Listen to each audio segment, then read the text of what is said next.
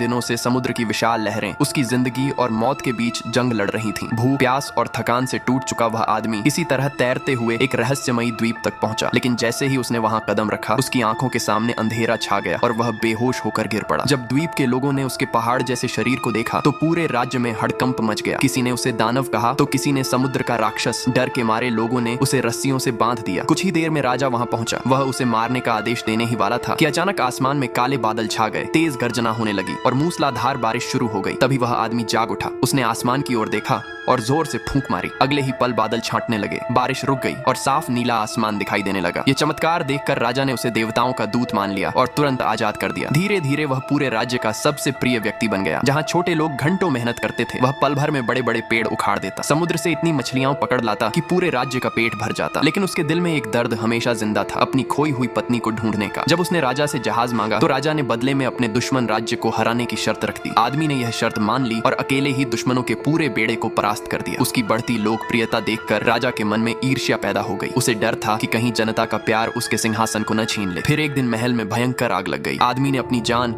जोखिम में डालकर पूरा राजमहल बचा लिया। लेकिन इसके बावजूद राजा ने उसे अपना दुश्मन घोषित कर दिया। दिल टूटने के बाद भी उसने बदला नहीं लिया और चुपचाप उस राज्य को छोड़ दिया। अब उसकी यात्रा एक नई दुनिया की ओर बढ़ रही थी। एक ऐसी दुनिया जहां वह सबसे बड़ा नहीं बल्कि सबसे छोटा होने वाला था, क्योंकि आगे उसका सामना दैत्यों की रहस्यमयी दुनिया से होने वाला था और यहीं से शुरू होने वाला था उसकी जिंदगी का सबसे खतरनाक अध्याय।